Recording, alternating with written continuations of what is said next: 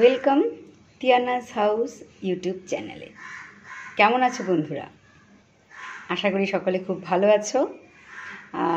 পয়লা বৈশাখ গেল, সবাই বেশ আনন্দে কাটিয়েছো সেই দিনটা নিশ্চয়ই। এবং তোমরা কেমনভাবে পয়লা বৈশাখ কাটিয়েছো সেটা কিন্তু আমাকে প্রত্যেকে জানিও, ঠিক আছে? আমার পয়লা বৈশাখ তো ভালোই কেটেছে। তো আজকে একটু অন্য রেসিপি তোমাদের জন্য নিয়ে এসেছি। দেখো, গল্প তো হতে থাকবে, তার সাথে পাশাপাশি রান্নাটাও আমি করতে থাকি। তোমরা রেসিপিটা দেখে নাও, ঠিক আছে? তো আজকে আমি ডিমের কারি করব, ঠিক আছে? তার জন্য এই 3টে ডিমকে সেদ্ধ করে লবণ নুন মাখিয়ে রেখেছি। এটাকে জাস্ট তেলে ভাজবো। আর এখানে রেখেছি একটা ছোট আলু কেটে, আর রেখেছি একটা ছোট টমেটো কেটেছি। আর এখানে অর্ধেক পেঁয়াজ, ধনে গুঁড়ো, জিরে গুঁড়ো, লঙ্কার গুঁড়ো আর হলুদ গুঁড়ো। এবার স্বাদ মতন নুন লাগবে। তো আমরা রান্নাটা করতে থাকি আর তার সাথে সাথে গল্পও আমাদের চলতে থাকবে। তবে শুরু করা যাক। আমি গ্যাসটা অন করে নিয়েছি আর কড়াইতে 2 চামচ তেল দিয়েছি গরম করতে। তেলটা গরম হয়ে গেলেই আমি আমার এই ডিমগুলো ভেজে নেব। আমার নয়, মুরগির ডিম।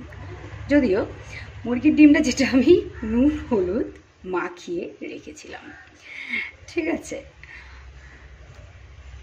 তেলটা একটু গরম হয়ে নিক, একটু আঁচটা বাড়িয়ে দিয়েছি।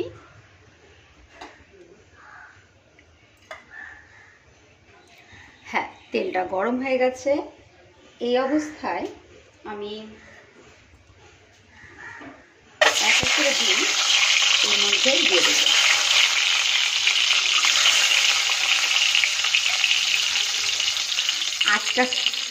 আঁচটা কমিয়ে তারপর এর ক্ষেত্রে ডিমটা ছাড়বেন, না হলে না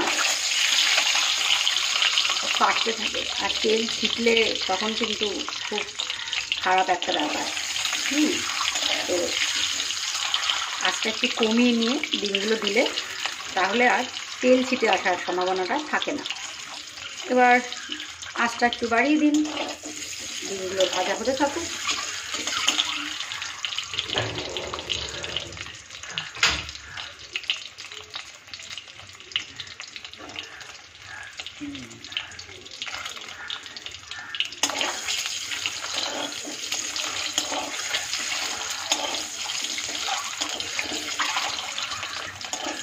এদিক ওদিক একটু নাড়িয়ে ডিমগুলো প্রত্যেকটা দিকই একটু ভেজে নেব।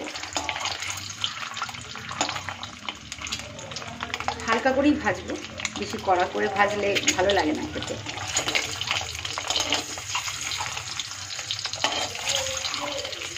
হয়ে গেছে ভাজা, চলুন তুলে নেওয়া যাক।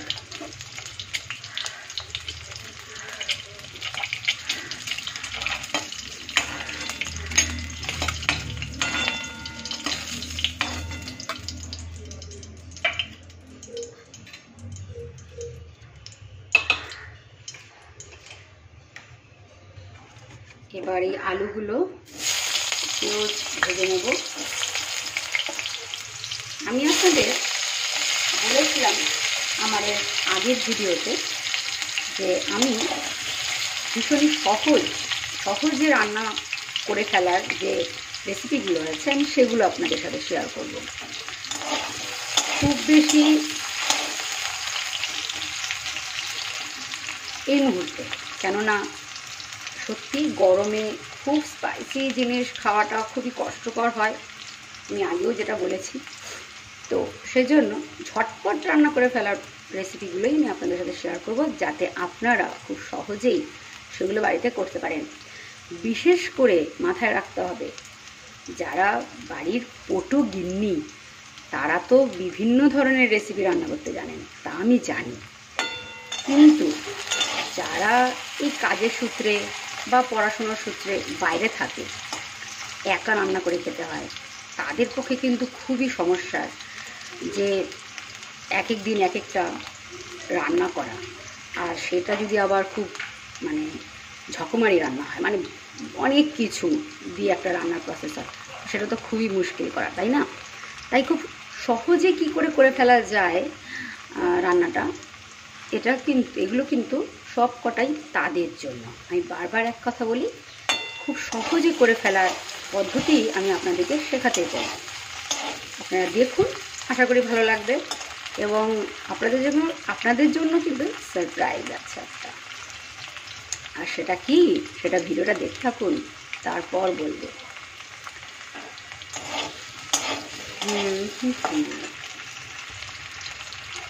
আজকে যদিও আমি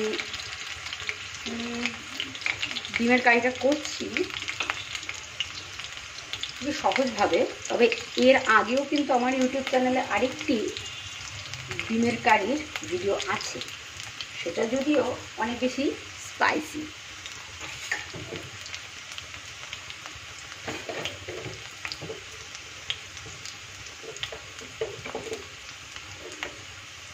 এখানে অল্প লবণ দেবো, হ্যাঁ, আলুগুলোকে একটু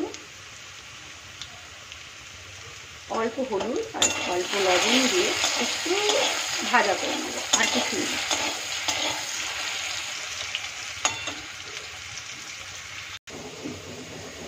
আমার আলুগুলো ভাজা হয়ে গেছে, একটু হালকা ব্রাউন করেই ভাজবো।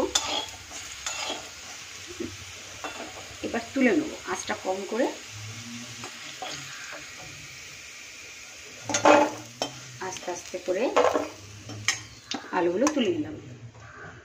এখন যেটুকু তেল আছে তার মধ্যে আমি আরও একটু তেল অ্যাড করব।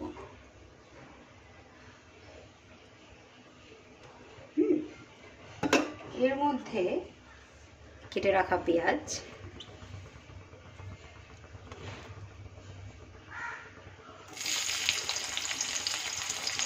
দিয়ে দেবো।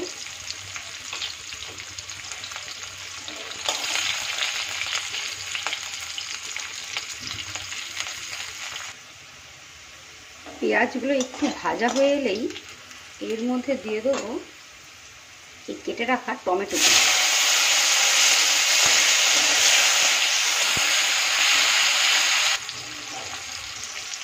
হাফ চামচ লবণ, স্বাদ মতো। টমেটোগুলো গলে এসেছে, এবার ধীরে ধীরে মশলাগুলো দিয়ে দেবো। হলুদ, লঙ্কার গুঁড়ো যেগুলো ছিল সেগুলো সবকটাই দিয়ে দেবো। জিরে গুঁড়ো, ধনে গুঁড়ো যা ছিল সেগুলো সবই দিয়ে ভালো মতো নেড়ে চেড়ে নেব। এক্ষেত্রে আঁচটা একটু কম করে রাখবেন। এবার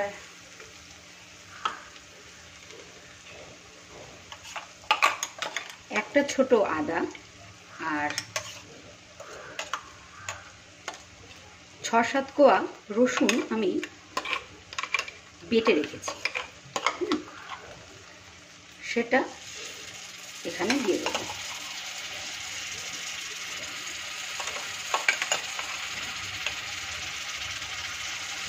দু চামচের মতো আদা রসুন পেস্ট। এবার সব কটাকে একসাথে মিলিয়ে নেব। আচ্ছা, পয়লা বৈশাখে আমি যেহেতু রবিবার ছিল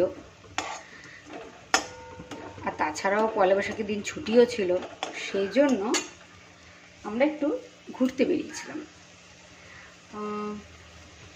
নদীর পাড়। সেখানে একটু পরিবারের সাথে সময় কাটানো, নতুন বছরে একটু গল্প করা, এই জিনিসগুলোই না ভীষণ ভালো লাগে, বুঝলেন তো। আসলে ব্যস্ততার সময় তো, এখন তো মানুষ সব সময় ব্যস্ত, তাই নিজেদের লোকেদের তো সময় দেওয়াই হয়ে ওঠে না এই ব্যস্ততার জন্য। তাই এরকম ছুটি ছাটা পেলে যদি একটু বেরিয়ে পড়া যায় তাহলে মন্দ হয় না, বলুন তো। তো আপনারা কী করেছিলেন সেটা আমাকে কিন্তু অবশ্যই কমেন্টে জানাবেন। পয়লা বৈশাখের আনন্দগুলো আর ভুরিভোজ তো আছেই। একটা বিশেষ দিনে যদি ভুরিভোজ না থাকে তবে কি জমে, তাই না? এটা বেশ মাখো মাখো হয়ে গেছে। এর মধ্যে আমি আলুগুলো দিয়ে দেবো, যে আলুগুলো ভেজে রেখেছিলাম। তাহলে আলুগুলো সেদ্ধ হতে সুবিধা হবে, তাড়াতাড়ি সেদ্ধ হয়ে যাবে। একটু নেড়ে চেড়ে এটাকে একটু ঢেকে রাখবো।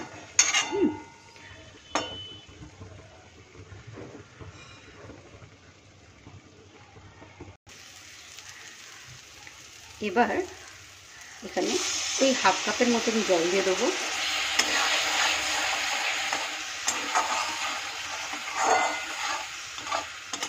এবার একটু ঢেকে দেবো আলুটাকে সেদ্ধ হওয়ার জন্য।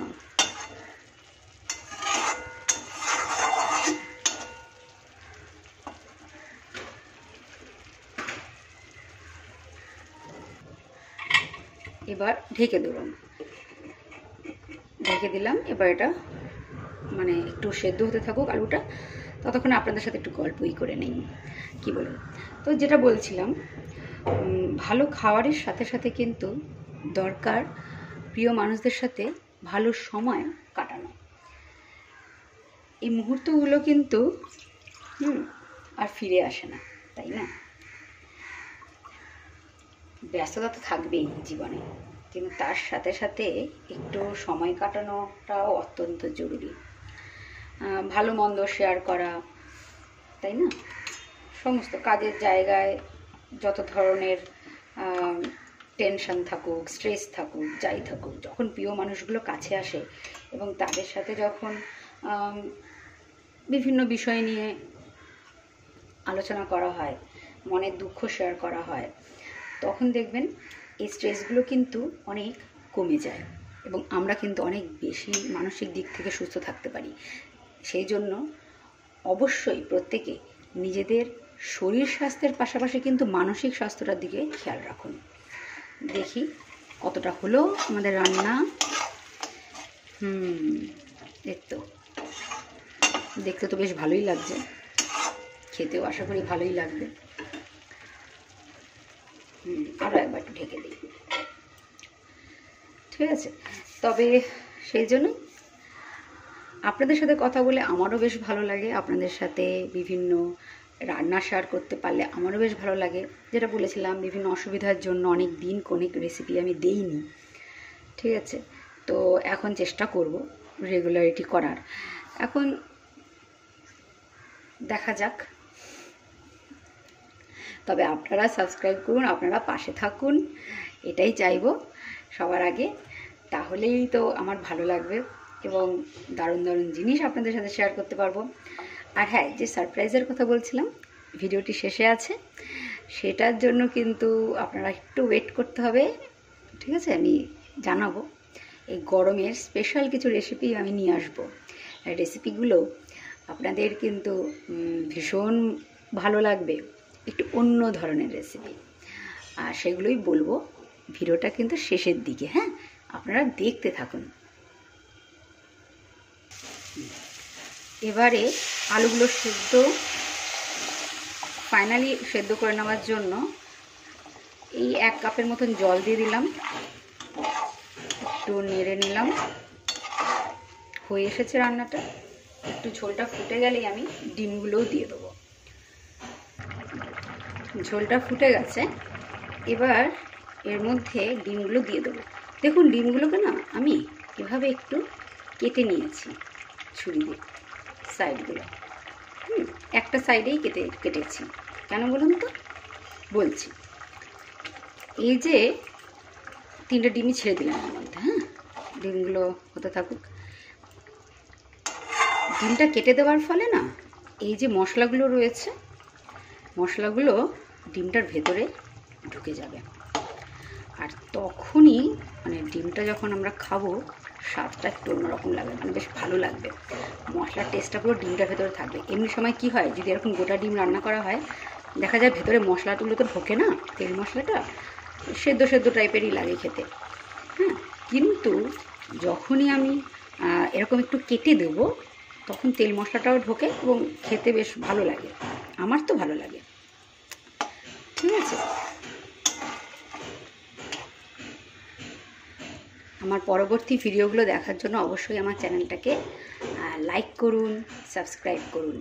হ্যাঁ, আর বন্ধুদের সাথে কিন্তু এই দারুণ রেসিপিগুলো একটু শেয়ার করুন, তাদেরও হেল্প হয়ে যাবে, তাই না?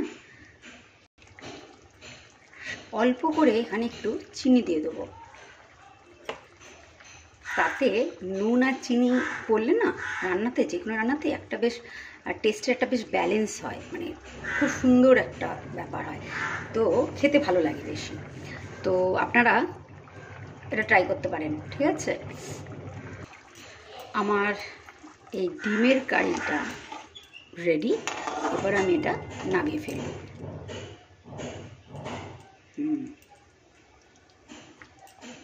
চলুন নামিয়ে তারপরে আপনাদের সাথে মানে সাজানোর পর কেমন লাগছে সেটা দেখাবো। হ্যাঁ, এই যে ডিমের কারিটি সাজানো হয়ে গেছে। কেমন লাগছে বলুন? ভালো লাগে না দেখতে?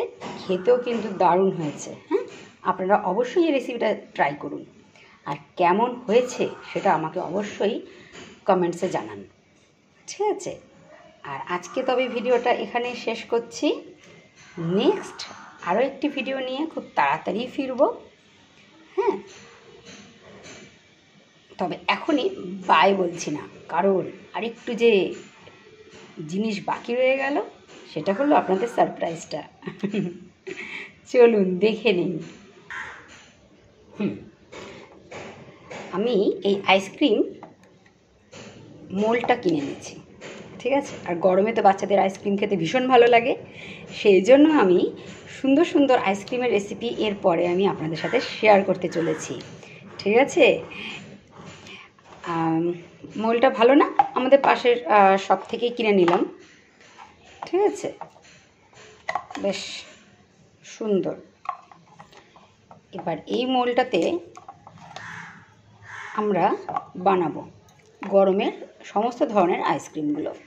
হ্যাঁ, আপনারা কে কীরকম স্বাদের আইসক্রিম পছন্দ করেন আমাকে একটু কমেন্টসে জানাবেন, জানালে আমি সেই ধরনের রেসিপিগুলোই আপনাদের সাথে শেয়ার করতে পারবো, এবং আপনাদের সাথে শেয়ার করতে পেরে আমারও ভালো লাগবে, বুঝলেন?